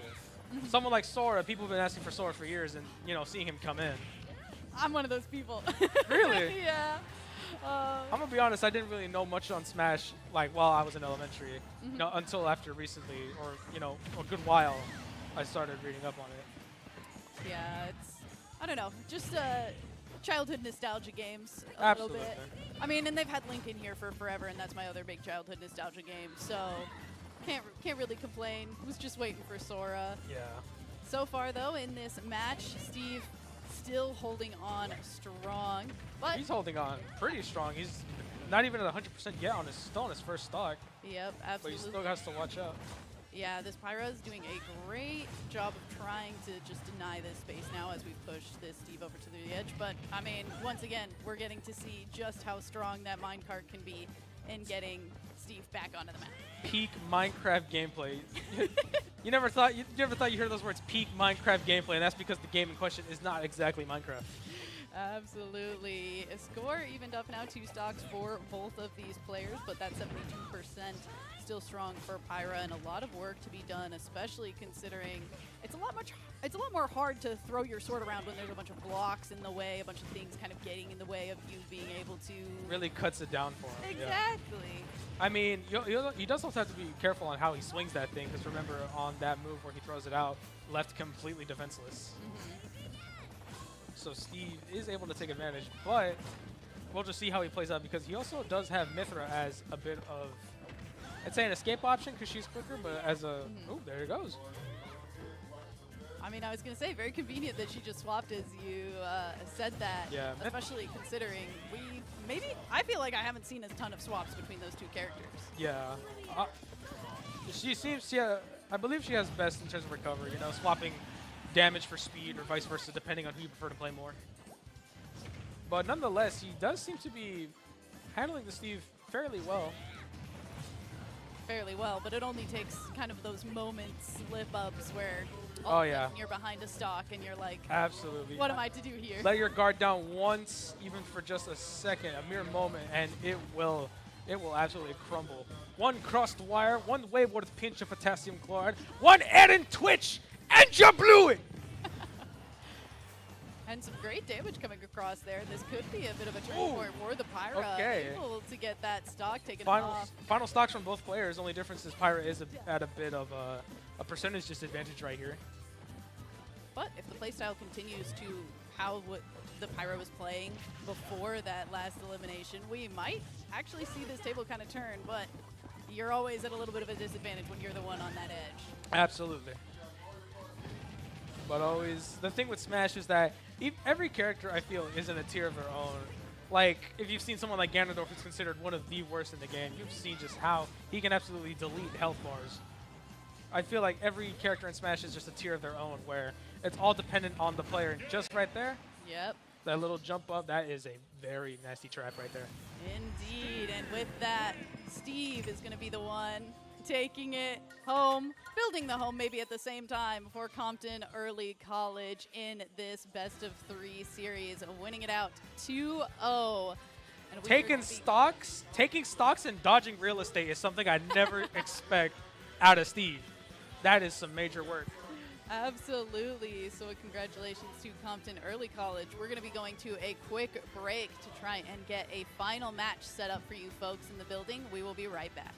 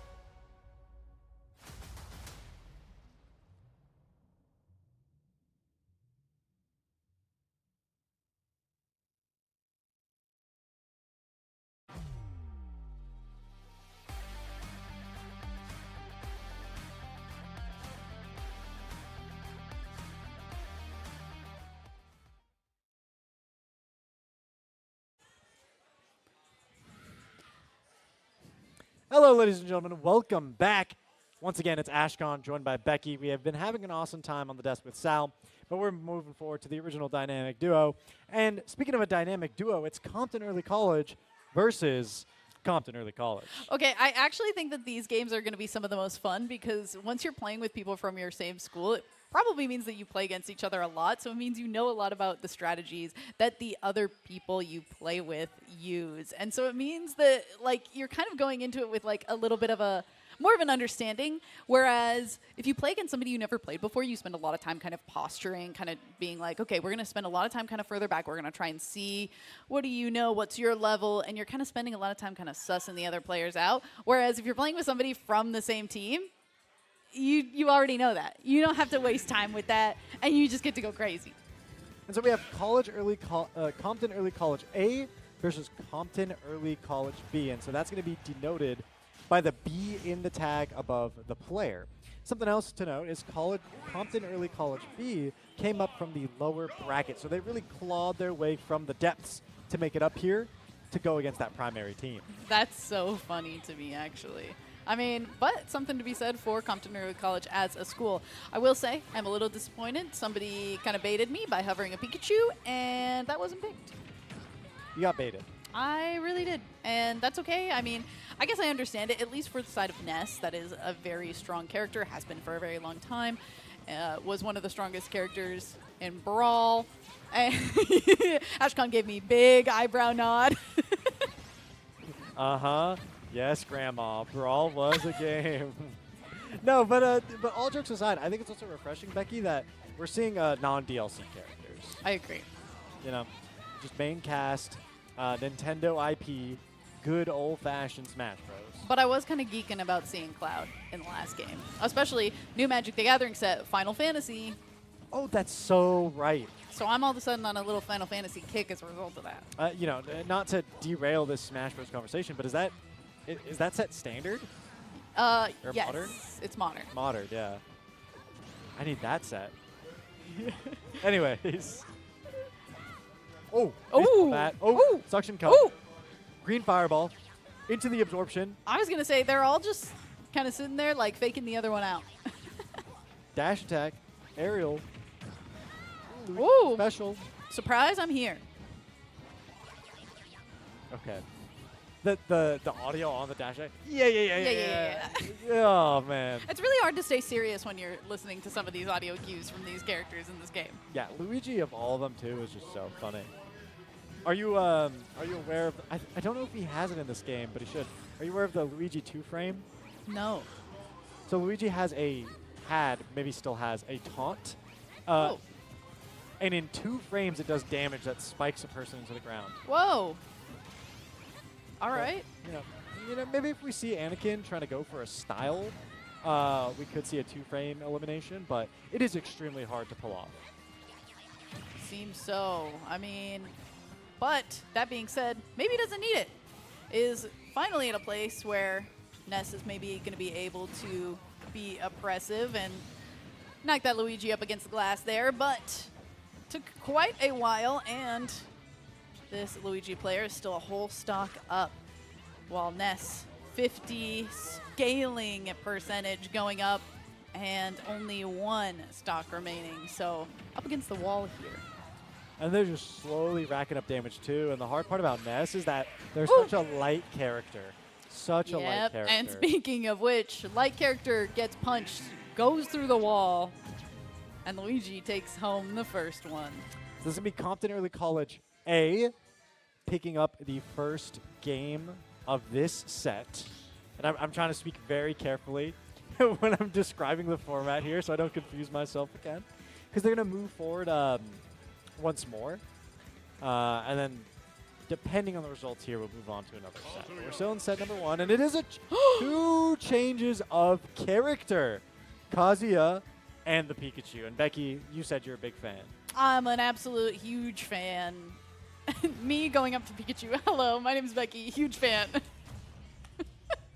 And Pikachu would just respond with, Pika. Yeah, Pika Pika. Yeah, they made a movie about that, like Pokemon in real life. Yeah. Called it Detective Pikachu was yeah, great. Thank you. yeah, I think that's what it was called. Speaking of which, since I'm a Pikachu fan, not the biggest fan of watching Pikachu get a little bit beat up by this demonic fellow, but that's quite all right. Oh, oh, ooh. Ooh, Wail on him. literally getting wailed on. All right, let's get some shocking action back into this. A little bit fast, but fast maybe isn't going to matter. Ooh, little POV change. Yeah, I love the camera shifts. I was going to for say, an absolute Kazuya. fighting game moment, too. Yeah, it really calls on to the camera motions from the Tekken franchise, because I don't think Tekken 8 was actually out at the time when Kazuya was released, or even in open release beta. So, yeah, these camera motions are like straight out of the Tekken 7 handbook. All right, Pikachu, 141. You can see that smoke coming out from under there, and that's not because of the electricity. That's because this Pikachu is hurting. And now it's just going to play some edge guarding action. That could be a way to get a little bit of extra space. Very nicely done. And with that 141, actually going to be the first one to take a stock off of this Kazuya. The thunder comes in hard, and Lightning and the thunder. you imagining something? I'm imagining something, that's for sure. I'm imagining Pikachu supremacy. Let's go, Pikachu. You were supposed to say I'm imagining dragons. Yeah, I know that's what you wanted me to say, but I will not fall for it. Ah. Can we talk about how long this Pikachu, okay, I was about to say, has been way holding on in this match. Somehow finds a way back in again, and a nice bit of evasion there. So they are at max rage right now. You can see that from the black clouds emanating from Pikachu's icon in the bottom right of the screen. So every attack that they do is going to do a bit of extra damage, which is great for them. The problem is you're playing a super light character at 167%, so they have to play perfectly. And so far, so good. I mean, and that lightning eyes move, not going to be able to hit Pikachu because Pikachu is so small. I will say that is the struggle with playing against those small hitbox characters. It's like Pikachu, Pichu, Kirby, Jigglypuff. Oh, But you just need one good hit. That's really all you need. final punch. But, I mean, going from only kind of taking a higher end 20% and having gotten Anakin like all the way from 0 to 90 within that is gotta feel pretty good, especially considering that you're down a match. That's gotta help you feel like you're getting your feet assuredly under you. Oh! Beautiful. Crazy smash to end things off. Anakin in a bit of a struggle, but pull off a nice combo, move Pikachu up to 63, and that is kill range, right? That is elimination range in favor of Kazuya if they land a nice shot, and they're only just racking up the damage more. So Carlo kind of giving away the lead little by little. All right, trying to shoot off some of these lightning bolts and get back onto the field so we can start striking Kazuya with some of these lightning bolts. And we're back to these scuffles in the middle of the Pokemon Arena field. Uh-oh. Oh, no! Oh, great recovery. Oh, No, oh, no, not the why? recovery into the hole. Me when I cast this curse. Me when I caster's curse, getting my face absolutely punched off of my neck. POV, the caster said you did a good job, and all of a sudden you get eliminated. Absolutely true. But, I mean, that being said, maybe the caster's curse isn't going to matter so much when 22% is held by this Pikachu and 121% is held by this Kazuya. Will we be going to an even match in this best of 3? And Compton Early College B having a chance for ultimate vengeance against their own school. Yeah, that indeed. You know, I mean, there is something, you know, prideful to... There's something to be prideful about when it comes to the fact that both of your teams at your high school are in the grand finals, though, regardless of who wins. Oh, look at him. Look at him. He's so cute. So that's CECB. So we're now 1-1 in the first set. Sure are. So we need to go into the final map of this. And this is one of the more even matches. And I was going to say, is this now the moment where you go, all right, I played Kazuya in one match, but Steve, maybe I got to pull out all the stops here. Yeah, Ooh, right. it's Oh, actually we're going to be a return hovering. of the Cloud. Cloudy with the chance of Samus. cloud balls. I mean, Samus. Cloudy with the Samus turns into a ball. Cloudy with the chance of Samus. Yeah. What you said the first time. Okay. Yeah. Glad we've come to an agreement. Who will win, a futuristic fighter or man with a buster sword? Dude with magic sword. Well, the sword isn't magic. He just has magic, Yeah. I guess. Does that make him a magic knight? Sure. You know? I'm not like the authoritative figure on that matter, so I cannot say.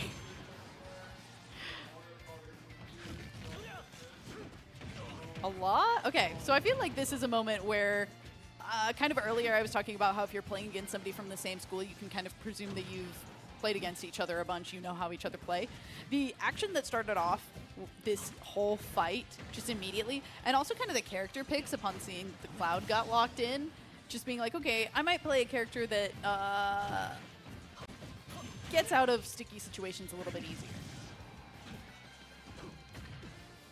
That limit is now fully depleted. They got to recharge it. Anakin low on the resources. We're also waiting on Samus to potentially charge up one of those energy balls. They're really holding on to it. Not so worried on it. Ooh. I'm not giving that opportunity either. I mean, Anakin knocking out 2 stocks from Carlo. Oh my gosh. And not slowing down Yeah. either. Final touch, but the percentage is too low, so it's going to be a miss hit. Carlo's just doing everything they can to recover, but this is such a difficult position, especially against the Cloud. You're going to, for the most part, be outranged, and there's a lot of setup potential with Samus, but we're not seeing that entirely being tapped upon. It is really funny to hear you say that Samus, a character with a gun, is being outranged by a character with a big sword, but it's one of those moments where I'm like, kind of funny when you think about it, but it's technically true. It is working. It is the truth, but it doesn't make sense. Yeah, I mean, you know, you'd think with futuristic space gear, Samus would have an edge, but it just doesn't work out like that. The power of friendship. Oh, I was going to say the power of magic, but I guess friendship works too. Well, My Little Pony friendship is magic. So it's like, I thought you were talking about right. Cloud's friends. Well, Cloud's friends is his power, and you're saying magic is his power. Okay. I was just doing the mathematical A to C connection. The transitive property. You're right. Both characters max rage. Unfortunately, Samus still only on that 1 stock, but now just going to have to play a bit of a guarding game along this edge and try and keep that space and safety as much as possible.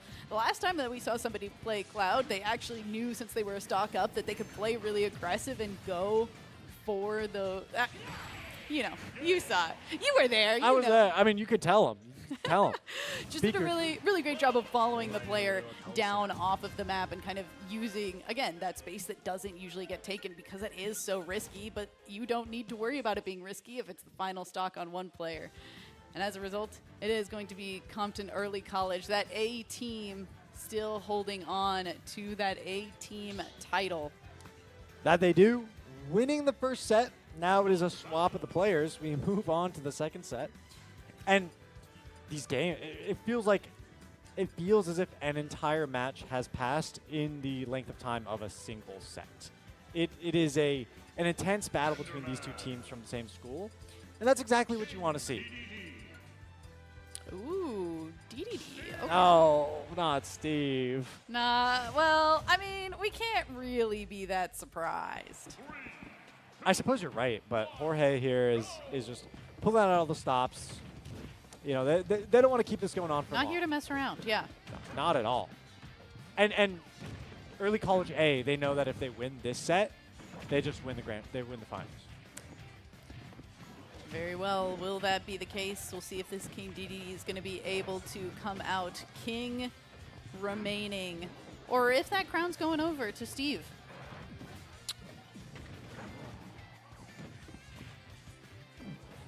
Creating space, trying to recover. 86% on Adrian right now, and again, they are playing a super heavy, so they're not too worried about larger percentages of damage, and they're really just focused on core hits. Yeah, unfortunately, those core hits feel a lot harder to get in against a character like Steve, especially with the amount of speed that Steve has too.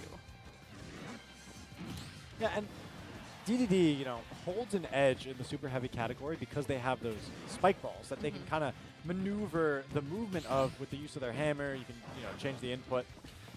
But Steve has so many things that can get in the way of your spike balls that it just does not matter.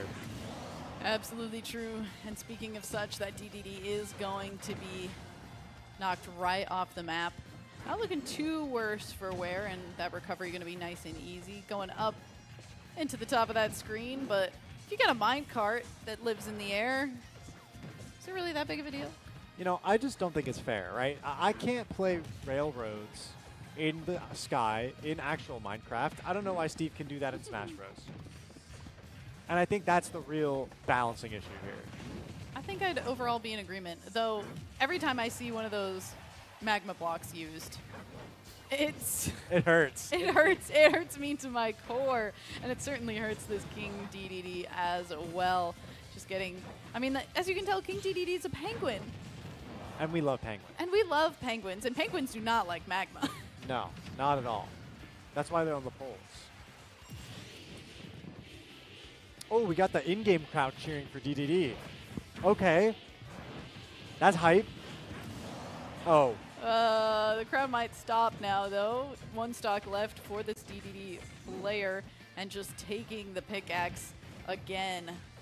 Those hits really pack a wall up, and despite that heavyweight title, does not stop that penguin from getting knocked into the air.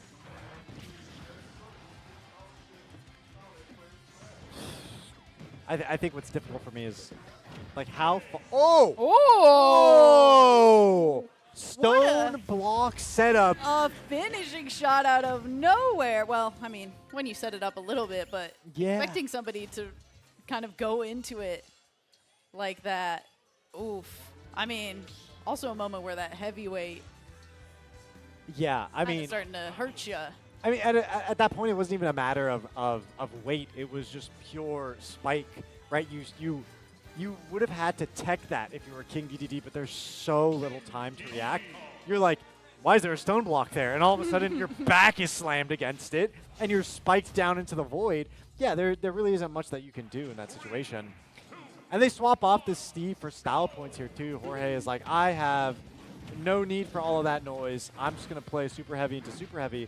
And this is that kind of brawly, beefy matchup. I was going to say, I would maybe do it, not even for style points, maybe just for fun points as well, because these are some of the funnest matchups. Yeah, I was going to say light versus light also.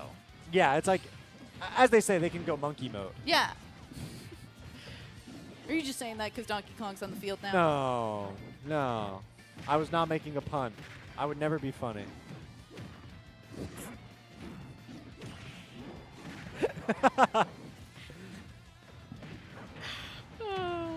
Okay. I mean, this is shaping up to be a much more even match. Ooh. It was a fight to see who's going to recover faster. Donkey Kong's going to try and just say, you're out of here, DDD. Ends up just throwing that penguin off the map. Going to try and recover here. Nice bit of block, but unfortunately, the projectiles, the hammer, it might be too much for Jorge to hang on for very long, and that stock is going to go off too. But both players then, for a moment, were each at 2 stocks, 0%, which is a pretty straight, even spot for them to be. Now, I want to go over a couple of the gimmicks of the super heavies right now. I mean, with King DDD, we touched on earlier how he has the spike balls. You can navigate them. Someone like Incineroar with the side B is kind of annoying. For Donkey Kong, it's the charge up of the punch, but also these cargo grabs. And that's how Jorge secured their first elimination in this round. But with the combination of the two, it can just be so deadly to try and play off stage. Once Donkey Kong has you off and you're getting ledge guarded, it can be a little scary. Ooh. Speaking of which, that starts to come into play real quick. I thought it was going to be a little bit more of a back and forth, but Donkey Kong just really holding ground. I mean, look, who needs an audience when you're playing like Donkey Kong, who can clap for himself and in the same move eliminate the enemy? Skadoosh! Oh, speaking of skadoosh, you almost timed that perfectly. And with that, between the Donkey Kong and Steve, Compton Early College is going to be the ones that Team A take home this set. And there it is. Compton Early College A, your grand victors, going believe against so. Compton Early College B. They made their way forward throughout the bracket. Becky, it's been a pretty fun time Has between been. all of these schools. What do you think of the day? I think when I play Smash, I don't ever want to have to play against Steve. I'm now deathly afraid of minecarts, and I want to go play some Rocket League, actually. yeah, that's absolutely fair. Well, regardless, it's been a fun time being here with you folks. Once again, I'm Ashcon. This was Becky, and you have been watching the Steamfest Esports High School and Middle School Championship. We'll see you guys on another Lollipop Lab stream sometime soon. Make sure to hit the subscribe button if you're watching online, or if you're here in person, make sure to check out the YouTube channel Lollipop Labs for future high school and K-12 esports events.